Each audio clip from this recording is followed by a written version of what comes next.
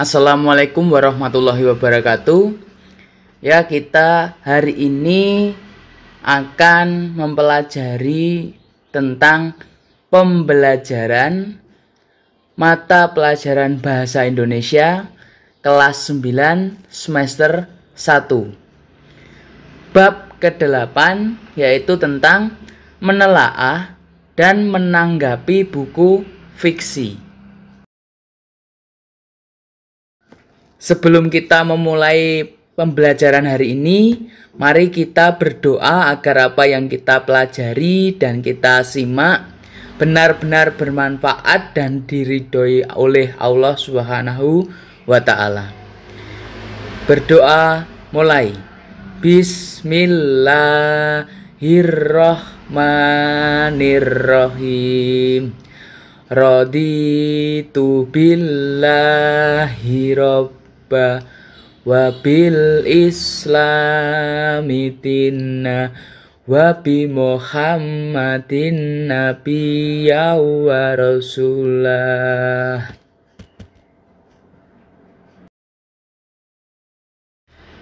Ya, pertama-tama kita akan mempelajari tentang kompetensi dasar, yang dimana menjadi acuan pembelajaran hari ini. Kita membahas tentang apa saja, yaitu yang pertama 3.14 tentang menelaah hubungan unsur-unsur dalam buku fiksi. Nah, lalu yang ke 4.14 yaitu menyajikan tanggapan terhadap isi buku fiksi yang dibaca. Nah, ada pula juga tentang tujuan pembelajarannya, yaitu yang pertama atau ke-1, dengan mencermati buku fiksi, peserta didik mampu mendata subbab buku, garis besar isi subbab, rincian isi buku dengan benar. Dan yang kedua, dengan membaca buku fiksi dan non-fiksi, peserta didik mampu menentukan tokoh, rentetan peristiwa atau alur, latar, amanat yang terdapat pada cerita dengan benar. Dan yang ketiga, dengan membaca buku fiksi dan non-fiksi, peserta didik mampu membuat peta isi cerita dalam buku sesuai dengan kreativitas siswa dengan benar. Lalu yang keempat, dengan membaca buku fiksi dan non-fiksi, peserta didik mampu mendata bagian isi yang akan ditanggapi, berupa penggunaan bahasa, unsur intrinsik cerita, dan bagian-bagian buku fiksi dengan benar.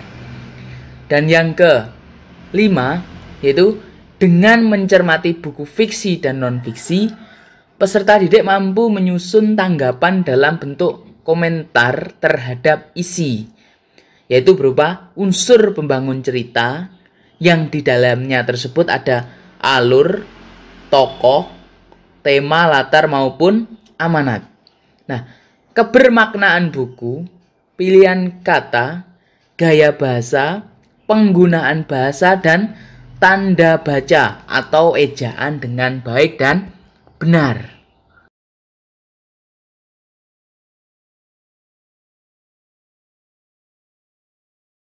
Menelaah hubungan unsur-unsur dalam buku fiksi. Yang pertama, buku non-fiksi atau fiksi memiliki kesatuan yang padu antar unsur pembentuknya. Kepaduan itu ditandai oleh peristiwa-peristiwa yang mengusung pada tema yang sama. Misalnya, apabila temanya tentang persahabatan, peristiwa-peristiwa di dalamnya dapat dipastikan berkaitan dengan masalah persahabatan pula. Temanya juga berkaitan dengan amanat. Apabila tema buku itu tentang persahabatan, jadi amanatnya tidak akan jauh berkisar atau bercerita tentang pentingnya persahabatan ataupun hal-hal yang terlarang di dalam membina suatu persahabatan. Selain itu, kepaduan juga dapat dilihat dari kesamaan tokoh utama dan hubungan alur peristiwa yang saling berkaitan. Misalnya, satu peristiwa dalam alur itu menjadi penyebab bagi timbulnya peristiwa-peristiwa pada bagian berikutnya dengan melibatkan tokoh utama yang sama pula. Nah, hubungan antar bagian alur itu dapat bersifat kronologis atau kausalitas. Kronologis itu berkaitan dengan suatu kejadian. Nah, menyajikan tanggapan buku fiksi. Tanggapan terhadap suatu buku sering disebut dengan ulasan atau resensi. Secara umum, langkah-langkah menyajikan buku fiksi yaitu sebagai berikut. 1. Mencatat identitas buku yang meliputi berupa judul, nama penulis atau pengarang, penerbit, tahun terbit, dan ketebalan buku. Dan yang kedua, mengenalkan peta pikiran, sinopsis, dan rangkuman. Jadi peta pikiran di dalam penyajian tanggapan buku fiksi itu berupa sinopsis dan rangkuman. Itu namanya isi buku. Nah, yang ketiga, menyajikan analisis atas hal-hal menarik dan isi, struktur, bahasa atau setting buku. Dan yang keempat atau selanjutnya, memberikan penilaian yang meliputi kelebihan dan kelemahannya pada kelengkapan fakta, kelogisan pendapat, kejelasan dan kelengkapan suatu penyajian. Penyajian dari apa, Pak? Penyajian dari tanggapan buku fiksi yang kalian ulas.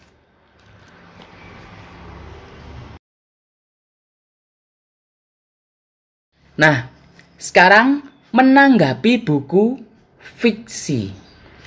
Buku fiksi itu untuk penanggapannya yang A, harus kalian berkenalan dengan buku itu tersebut terlebih dahulu. Lanjut yang ke B, unsur-unsur pembangun buku. Lalu yang C, peta pikiran atau garis alur ataupun rangkuman sebuah buku.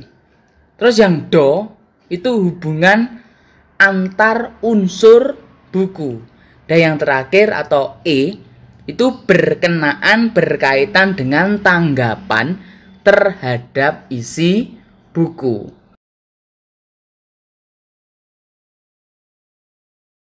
Nah, ini yang A, berkenalan dengan buku.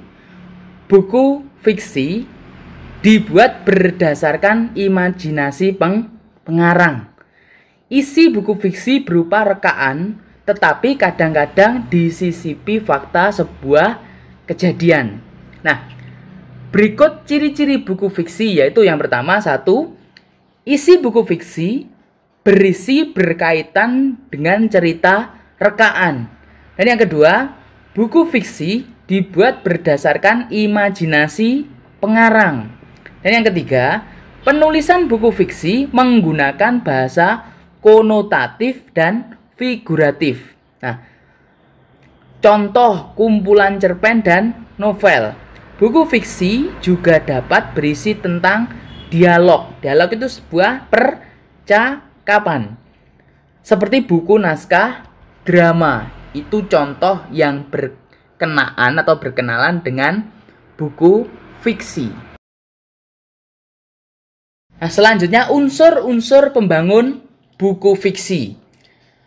Yang pertama, unsur intrinsiknya yaitu ada 1. Tema, yang kedua alur, dan yang ketiga latar, keempat penokohan, yang kelima sudut pandang, dan yang keenam adalah amanat. Sedangkan unsur ekstrinsiknya yang pertama itu adalah latar belakang pengarang, dan yang kedua latar belakang masyarakat, dan yang ketiga atau terakhir yaitu nilai-nilai kehidupan. Unsur pembangun buku fiksi yaitu unsur intrinsik dan ekstrinsik. Ini sangat penting. Jadi kalian harus bisa mengingat dan juga memahami. Kalau unsur intrinsik itu ada 6, sedangkan kalau ekstrinsik itu ada 3.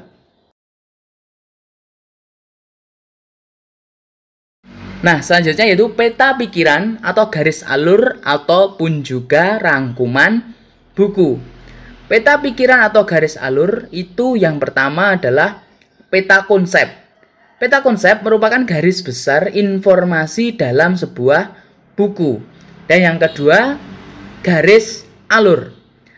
Garis alur merupakan garis untuk menjabarkan bagian buku fiksi berupa alur yang disajikan secara umum.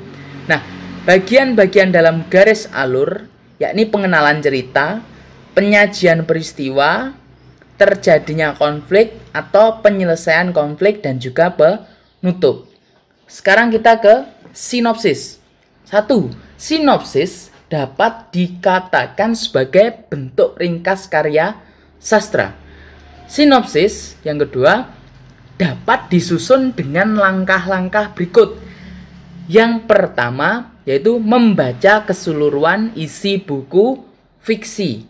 Yang kedua, mencatat bagian-bagian penting buku fiksi. Dan yang ketiga yaitu menyusun bagian-bagian penting buku fiksi menjadi sinopsis. Nah, selanjutnya yaitu ikhtisar. Ikhtisar berarti pandangan secara ringkas yang penting-penting saja atau pokok utama dari rangkuman sebuah buku. Nah, berikut cara menyusun ikhtisar yang benar. Yang pertama yaitu membaca buku. Dan yang kedua, menentukan ide pokok. Dan yang ketiga, menyusun ide pokok menjadi sebuah ikhtisar. Dan yang keempat atau yang do, itu menyunting ikhtisar yang telah dibuat.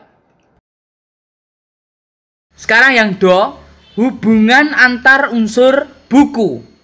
Unsur dalam buku, baik fiksi maupun non-fiksi, memiliki hubungan saling terkait atau terikat. Itu artinya sama atau saling melengkapi. Nah, hubungan antar unsur dalam sebuah buku fiksi membentuk satu kesatuan padu dan runtut. Padu itu sama juga dengan sama, sedangkan kalau runtut itu artinya urut. Sementara itu, hubungan antar unsur dalam sebuah buku non-fiksi membuat isi buku padu dan mudah untuk dipahami oleh pembaca.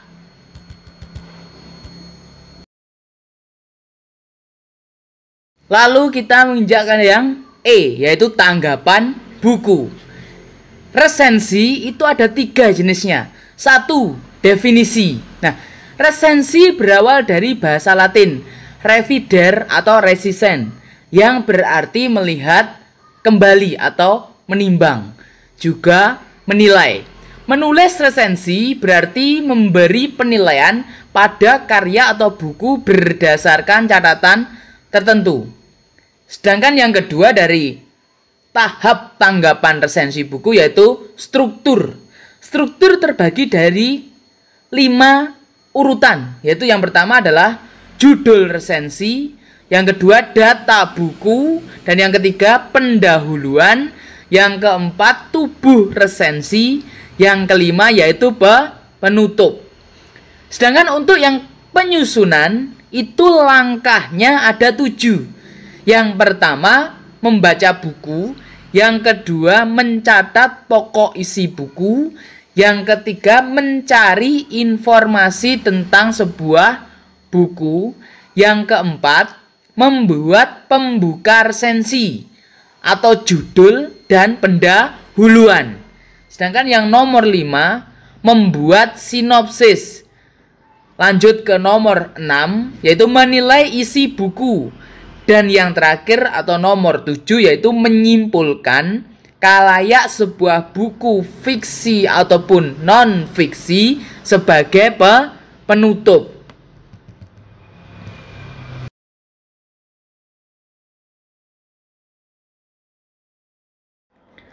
Nah, untuk penugasan silahkan kalian menyelesaikan tugas yang 2 minggu kemarin sudah diberikan, dikerjakan. Untuk khusus yang belum, silahkan dilengkapi dan juga tetap mempelajarinya. Sekian pembelajaran hari ini, semoga apa yang kita pelajari benar-benar bermanfaat dan barokah.